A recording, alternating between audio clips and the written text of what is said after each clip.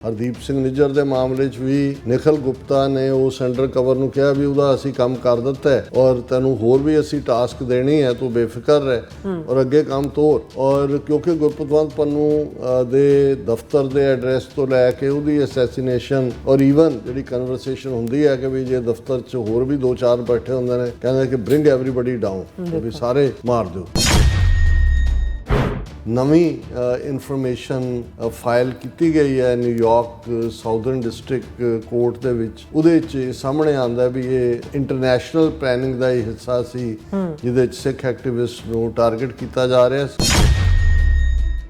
ਔਰ ਨਿਖਿਲ ਗੁਪਤਾ ਬਾਰੇ ਇਹ ਵੀ ਪਿਛਲੀਆਂ ਐਗਜ਼ੀਬਿਟ ਸਾਹਮਣੇ ਆਇਆ ਸੀ ਕਿ ਪਾਕਿਸਤਾਨ ਦਾ ਵੀ ਉਹਦੇ ਕੋਲ ਪਾਸਪੋਰਟ ਹੈ, ਉੱਥੇ ਉਹਨੇ ਵਿਆਹ ਵੀ ਕੀਤਾ ਹੋਇਆ। ਫਿਰ ਇਹ ਵੀ ਸਾਹਮਣੇ ਆਇਆ ਕਿ ਭਾਈ ਇਹਦੇ ਖਿਲਾਫ ਜਿਹੜੇ ਡਰੱਗ ਕੇਸ ਜਾਂ ਜਿਹੜੀ ਵੈਪਨਰੀ ਇਹਨੂੰ ਪ੍ਰੋਵਾਈਡ ਕੀਤੀ ਗਈ, ਉਹਦੇ ਜਵਾਬ ਦੇ ਵਿੱਚ ਕੋਕੇਨ ਔਰ ਈਵਨ ਇਹ ਕਿਊਬਾ ਤੱਕ ਵੀ ਟਰੈਵਲ ਕਰਦਾ ਰਿਹਾ ਜਿੱਥੋਂ ਪੇਮੈਂਟਸ ਹੋਈਆਂ। ਸੋ ਜ਼ਾਹਰ ਹੈ ਵੀ ਇਹ ਰਾਹ ਦਾ ਵੱਡੇ ਪੈਮਾਨੇ ਦਾ ਆਪਰੇਸ਼ਨ,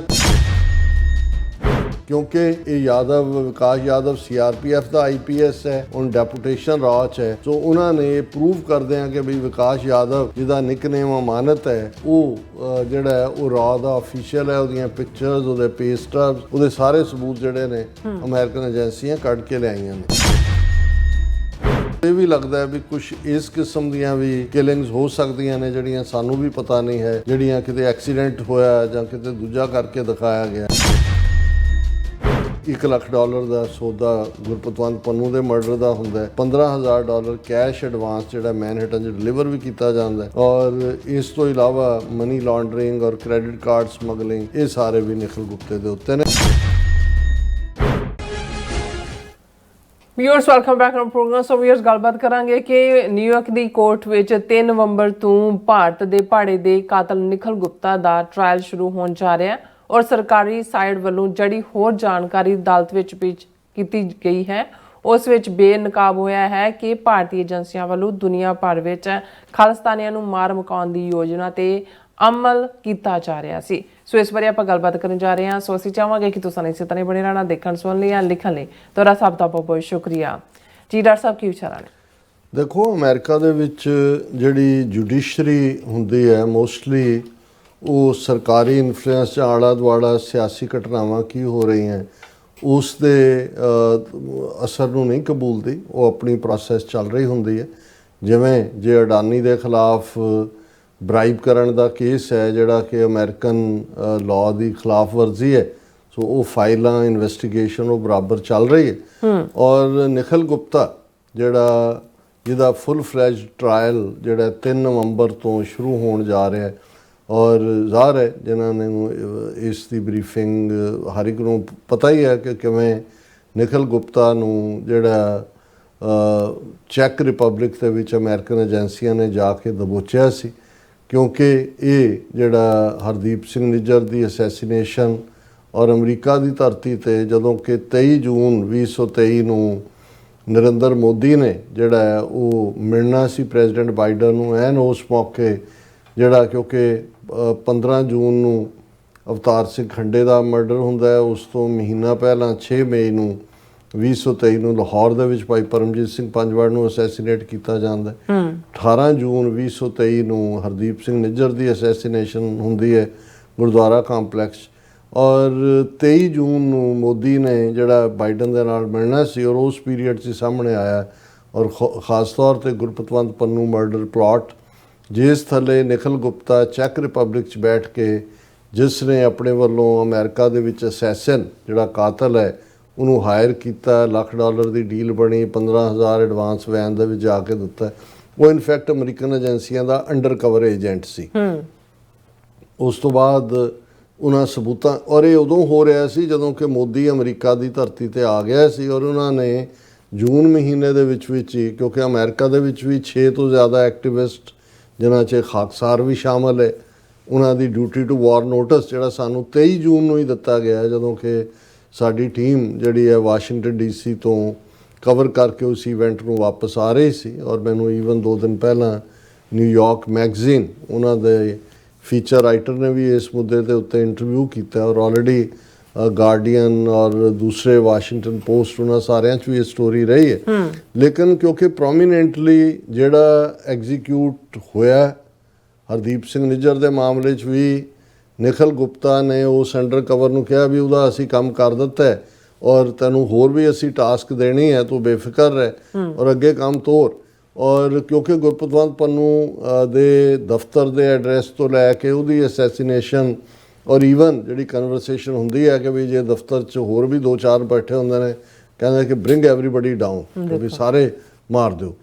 ਔਰ ਇਹ ਹੁਣ ਔਰ ਨਿਖਿਲ ਗੁਪਤੇ ਨੂੰ ਪਹਿਲਾਂ ਤਾਂ ਇੰਡੀਆ ਨੇ ਬਿਲਕੁਲ ਲਾਤਾਲੁਕੀ ਦਾ ਇਜ਼ਹਾਰ ਕੀਤਾ, ਫਿਰ ਹੌਲੀ ਜਦੋਂ ਕਿ ਕੇਸ ਬਿਲਟ ਹੋਇਆ ਔਰ ਲਗਭਗ 1 ਸਾਲ ਬਾਅਦ ਨਿਖਿਲ ਗੁਪਤੇ ਨੂੰ ਐਕਸਟ੍ਰਾਡਾਈਟ ਕਰਕੇ ਜਿਹੜਾ ਇੱਥੇ ਲਿਆਏ। ਫਿਰ ਨਿਖਿਲ ਗੁਪਤੇ ਨੇ ਕਦੇ ਮੈਨੂੰ ਅੰਗਰੇਜ਼ੀ ਨਹੀਂ ਆਉਂਦੀ, ਕਦੇ ਇਹ ਨਹੀਂ, ਕਦੇ ਉਹ ਨਹੀਂ, ਟਰਾਇਲ ਨੂੰ ਡਿਲੇ ਕਰਦਾ ਚਲਾ ਗਿਆ ਔਰ ਇਵੈਂਚੁਅਲੀ ਅਮਰੀਕਾ ਨੇ ਇਸ ਦੀ ਜਿਹੜੀ ਤਹਿ ਤੱਕ ਜਾਂਦਿਆਂ ਭਾਰਤ ਨੂੰ ਇਹ ਮੰਨਣਾ ਪਿਆ ਕਿ ਇੱਕ ਰਾਹ ਅਫੀਸ਼ੀਅਲ ਵਿਕਾਸ ਯਾਦਵ ਨਾਂ ਦਾ ਜਿਹੜਾ ਇਹਨੂੰ ਹਦਾਇਤਾਂ ਕਰ ਰਿਹਾ ਸੀ ਔਰ ਉਹ ਅਫੀਸ਼ੀਏਟਿੰਗ ਸੀ। ਇੰਡੀਆ ਨੇ ਉਸ ਨੂੰ ਰੋਗ ਐਲੀਮੈਂਟ ਵਿਦਨ ਕਹਿ ਕੇ ਕਿ ਜੀ ਵਿਕਾਸ ਯਾਦਵ ਨੂੰ ਅਸੀਂ ਉਹ ਇੱਕ ਹੋਰ ਕੇਸ 'ਚ ਵੀ ਹੈ, ਉਹਨੂੰ ਅਸੀਂ ਅਰੈਸਟ ਕਰ ਲਿਆ ਜਾਂ ਉਸ ਨੂੰ ਕੱਢ ਦਿੱਤਾ ਜਾਂ ਦੂਜਾ ਤੀਜਾ। ਲੇਕਿਨ ਅਮਰੀਕਨ ਸਿਸਟਮ ਇਵੇਂ ਵਰਕ ਨਹੀਂ ਕਰਦਾ। ਇਹਨਾਂ ਨੇ ਉਹ ਤਹਿ ਤੱਕ ਜਾ ਕੇ ਹੁਣ ਜਦੋਂ ਟਰਾਇਲ ਚੱਲਣਾ ਹੈ ਔਰ ਇਸ ਦੇ ਵਿੱਚ ਇੱਕ ਪਾਰਟ ਵੀ ਇਹ ਰਹੇ ਕਿ ਬਹੁਤ ਵਾਰੀ ਜਿਹੜੀਆਂ ਐਕਸਟ੍ਰੈਡੀਸ਼ਨ ਟ੍ਰੀਟੀਜ਼ ਹੁੰਦੀਆਂ ਨੇ ਉਹਨਾਂ ਦੀ ਇੱਕ ਕੰਡੀਸ਼ਨ ਹੁੰਦੀ ਹੈ ਕਿ ਜਿਸ ਕੇਸ ਥੱਲੇ ਤੁਹਾਨੂੰ ਐਕਸਟ੍ਰਾਡਾਈਟ ਕਰਕੇ ਲਿਜਾ ਰਹੇ ਨੇ ਸਿਰਫ ਉਸੇ ਦਾ ਹੀ ਟਰਾਇਲ ਚੱਲ ਸਕਦਾ। ਪਰ ਕਿਉਂਕਿ ਇਸ ਕੇਸ 'ਚ ਨਿਖਿਲ ਗੁਪਤਾ ਦੇ ਬਿਹਾਈਂਡ ਔਰ ਜਿਹੜੀ ਇਹਨਾਂ ਦੀ ਸਾਰੀ ਇਹ ਸਿੱਖ ਅਸੈਸੀਨੇਸ਼ਨ ਪਲੈਨਿੰਗ ਸੀ, ਇਹ ਬਹੁਤ ਵੱਡਾ ਇਹਨਾਂ ਦਾ ਪਲਾਟ ਸੀ। ਸੋ ਇਸ ਲਈ ਈਵਨ ਅਮਰੀਕਨ ਏਜੰਸੀਆਂ ਨੇ ਇਹ ਵੀ ਐਗਜ਼ੈਂਪਸ਼ਨ ਲੈ ਲਈ ਕਿ ਵੀ ਸਿਰਫ ਨਿਖਿਲ ਗੁਪਤਾ ਦੇ ਉੱਤੇ ਇਹੀ ਨਹੀਂ, ਬਾਕੀ ਵੀ ਜੋ ਉਹਨਾਂ ਦੇ ਕੋਲ ਸਬੂਤ ਆਣਗੇ ਉਹ ਉਹਨਾਂ ਦੇ ਤਹਿਤ ਜਿਹੜੇ ਬਾਕੀ ਕੇਸ ਨੇ ਉਹਦੇ 'ਚ ਵੀ ਇਸ ਦੇ ਉੱਤੇ ਟਰਾਇਲ ਹੋਏਗਾ। ਹੁਣ ਕਿਉਂਕਿ ਇਹ ਸਾਰੇ ਦੇ ਚੱਲਦਿਆਂ ਕੁਛ ਨਾ ਕੁਛ ਫਾਈਲ ਹੁੰਦਾ ਹੈ ਕੋਰਟ 'ਚ, ਕੋਈ ਡਿਫੈਂਸ ਸਾਈਡ ਮੰਗਦੀ ਹੈ ਔਰ ਅੱਜ ਇਹ ਖਬਰ ਸਵੇਰ ਦੀ ਸਾਰੇ ਪਾਸੇ ਸੀ। ਸਾਡੇ ਰਿਸਰਚਰ ਯੰਗ ਮੈਨ ਨੇ ਵੀ ਮੈਨੂੰ ਉਹ ਪੂਰੇ 65 ਪੇਜਿਸ ਦਾ ਪੂਰਾ ਪਲੰਦਾ ਭੇਜਿਆ ਜਿਹਦੇ ਥੱਲੇ ਜਿਹੜੀ ਨਵੀਂ ਇਨਫੋਰਮੇਸ਼ਨ ਫਾਈਲ ਕੀਤੀ ਗਈ ਹੈ ਨਿਊਯਾਰਕ ਸਾਊਦਰਨ ਡਿਸਟ੍ਰਿਕਟ ਕੋਰਟ ਦੇ ਵਿੱਚ। ਉਹਦੇ 'ਚ ਸਾਹਮਣੇ ਆਉਂਦਾ ਵੀ ਇਹ ਇੰਟਰਨੈਸ਼ਨਲ ਪਲੈਨਿੰਗ ਦਾ ਹੀ ਹਿੱਸਾ ਸੀ ਜਿਹਦੇ 'ਚ ਸਿੱਖ ਐਕਟਿਵਿਸਟ ਨੂੰ ਟਾਰਗੇਟ ਕੀਤਾ ਜਾ ਰਿਹਾ ਸੀ। ਉਹ ਲੰਬਾ ਚੌੜਾ ਹੈ, ਮੈਂ ਉਸ ਨੂੰ ਜਦੋਂ ਤੱਕ ਕਿਸੇ ਇਸ਼ੂ ਦੀ ਤਹਿ ਤੱਕ ਮੈਨੂੰ ਉਸ ਦੀ ਗਹਿਰਾਈ ਤੱਕ ਜਾ ਕੇ ਮੈਂ ਨਾ ਸਮਝਾਂ, ਮੈਂ ਇਸ ਲਈ ਉਹਨੂੰ ਹਾਲ ਦੀ ਘੜੀ ਪਾਸੇ ਰੱਖ ਲਿਆ। ਪਰ ਉਹਦੇ ਜਿਹੜੇ ਸੇਲੈਂਟ ਪੁਆਇੰਟ ਨੇ ਜਿਨ੍ਹਾਂ 'ਚੋਂ 2-3 ਚੀਜ਼ਾਂ ਜ਼ਾਹਰ ਹੁੰਦੀਆਂ ਨੇ, ਉਹਦੇ 'ਚ ਸੇਲੈਂਟ ਪੁਆਇੰਟ ਦੇ ਵਿੱਚ ਇਹ ਹੈ ਕਿ ਵੀ ਇਹ ਜਿਹੜੇ ਐਗਜ਼ੀਬਿਟ ਦੇ ਤੌਰ ਦੇ ਉੱਤੇ ਸਪਟੈਂਬਰ 22 ਨੂੰ ਜਿਹੜੇ ਐਗਜ਼ੀਬਿਟ ਆਏ ਨੇ ਉਹਦੇ 'ਚ ਜਿਹੜਾ ਐਵੀਡੈਂਸ ਹੈ ਉਹ ਵਿਕਾਸ ਯਾਦਵ ਦੇ ਗੂਗਲ ਅਕਾਊਂਟ ਤੋਂ ਤਾਂ ਕਿ ਜਿਹੜਾ ਔਰ ਉਹਨੂੰ ਉਹਨਾਂ ਨੇ ਕੈਟਾਗਰੀਜ਼ ਦੇ ਵਿੱਚ ਕੀਤਾ। ਫਸਟ ਕੈਟਾਗਰੀ ਹੈ consist of Google subscriber records documenting the names, phone numbers and IP addresses tied to the 2 Google accounts। ਇਹ ਉਹਨਾਂ ਨੇ ਫਾਈਲ ਕੀਤਾ ਕਿ ਭਾਈ ਵਿਕਾਸ ਯਾਦਵ ਦਾ ਇਹ। Second category consist of photographs of Yadav's person and ID, ਕਿ ਜਿਹੜਾ ਵਿਕਾਸ ਯਾਦਵ ਜਿਹੜਾ ਹੈਂਡਲਰ ਹੈ ਇਹਦਾ ਨਿਖਿਲ ਗੁਪਤਾ ਦਾ, ਔਰ ਨਿਖਿਲ ਗੁਪਤਾ ਬਾਰੇ ਇਹ ਵੀ ਪਿਛਲੀਆਂ ਐਗਜ਼ੀਬਿਟ ਸਾਹਮਣੇ ਆਇਆ ਸੀ ਕਿ ਪਾਕਿਸਤਾਨ ਦਾ ਵੀ ਉਹਦੇ ਕੋਲ ਪਾਸਪੋਰਟ ਹੈ, ਉੱਥੇ ਉਹਨੇ ਵਿਆਹ ਵੀ ਕੀਤਾ ਹੋਇਆ।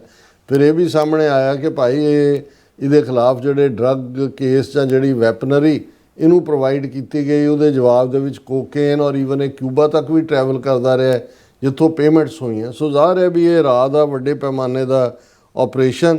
ਔਰ ਥਰਡ ਕੈਟਾਗਰੀ ਦੇ ਵਿੱਚ ਹੈ email from only but 095@gmail.com with subject line photo from Amanat, ਕਿਉਂਕਿ ਯਾਦਵ ਦਾ ਜਿਹੜਾ ਨਿਕ ਨੇਮ ਜਾਂ ਕੋਡ ਨੇਮ ਰੱਖਿਆ ਹੋਇਆ ਵਿਕਾਸ ਯਾਦਵ ਦਾ ਜਿਹੜਾ ਰਾਹ ਦਾ ਉੱਚ ਅਧਿਕਾਰੀ IPS ਕਾਡਰ ਦਾ ਹਰਿਆਣੇ ਦਾ ਰਹਿਣ ਵਾਲਾ, ਉਹਦਾ ਕੋਡ ਨੇਮ ਅਮਾਨਤ ਇਸਤੇਮਾਲ ਹੁੰਦਾ ਹੈ। ਔਰ ਫੋਰਥ ਕੈਟਾਗਰੀ ਈਮੇਲ ਦੀ ਹੈ vikas@dev@gmail.com attaching an invitation to apply to join ਰਾਅ। ਇਹ ਡਾਕੂਮੈਂਟ ਐਗਜ਼ੀਬਿਟ ਦੇ ਤੌਰ 'ਤੇ ਨਿਊਯਾਰਕ ਕੋਰਟ 'ਚ ਅਮਰੀਕਨ ਏਜੰਸੀਆਂ ਨੇ ਸ਼ਾਮਲ ਕੀਤੇ ਨੇ। ਤੇ fifth category consist of Yadav's pay stubs, tax records reflecting pay from the cabinet secretariat and from the CRPF, ਕਿਉਂਕਿ ਇਹ ਯਾਦਵ ਵਿਕਾਸ ਯਾਦਵ CRPF ਦਾ IPS ਹੈ, ਹੁਣ ਡੈਪੂਟੇਸ਼ਨ ਰਾਹ 'ਚ ਹੈ। ਸੋ ਉਹਨਾਂ ਨੇ ਪ੍ਰੂਵ ਕਰਦੇ ਆ ਕਿ ਵੀ ਵਿਕਾਸ ਯਾਦਵ ਜਿਹਦਾ ਨਿਕਨੇਮ ਅਮਾਨਤ ਹੈ, ਉਹ ਜਿਹੜਾ ਹੈ ਉਹ ਰਾਹ ਦਾ ਅਫੀਸ਼ੀਅਲ ਹੈ। ਉਹਦੀਆਂ ਪਿਕਚਰਸ, ਉਹਦੇ ਪੇ ਸਟਬਸ, ਉਹਦੇ ਸਾਰੇ ਸਬੂਤ ਜਿਹੜੇ ਨੇ ਅਮਰੀਕਨ ਏਜੰਸੀਆਂ ਕੱਢ ਕੇ ਲਿਆਈਆਂ ਨੇ। ਔਰ ਇਸ ਦੇ ਉੱਤੇ ਹੀ ਜਿਹੜੀ ਹੋਰ ਵੀ ਪਾਰਟ ਇਹ ਆਂਦਾ ਹੈ ਕਿ ਇਹ ਜਿਹੜਾ ਉਹਦੇ 'ਚ ਸਾਬਤ ਹੁੰਦਾ ਹੈ ਕਿ ਇਹ ਇੰਡੀਆ ਦੀ ਕੈਬਨਿਟ ਸੈਕਟਰੀਏਟ ਦੇ ਵਿੱਚ ਰਾਹ ਦੇ ਆਫਿਸ 'ਚ ਕੰਮ ਕਰਦਾ ਸੀ ਔਰ ਉਸ ਨੇ ਇਹ ਕੰਸਪੀਰੇਸੀ ਕੀਤੀ US ਸਿਟੀਜ਼ਨ ਪੰਨੂ ਨੂੰ ਮਾਰਨ ਦੀ। ਅਮਾਨਤ ਨਿਕਨੇਮ ਦੇ ਤੌਰ ਤੇ ਇਸਤੇਮਾਲ ਹੈ ਹੁੰਦਾ ਉਹਦੇ ਨਾਂ ਦੇ ਨਾਲ। ਔਰ ਇਹ ਜਿਹੜੀ ਹੈ ਇਹਦੇ ਨਾਲ ਜੀਮੇਲ ਰਿਕਾਰਡ, ਪੇ ਸਲਬਸ, ਇੰਡੀਅਨ ਟੈਕਸ ਫਾਰਮ, ਇਹ ਸਾਰੇ ਜਿਹੜੇ ਨੇ ਇਹ ਵੀ ਐਜ਼ ਏ ਸਬੂਤ ਮੈਂਸ਼ਨ ਕੀਤੇ ਗਏ।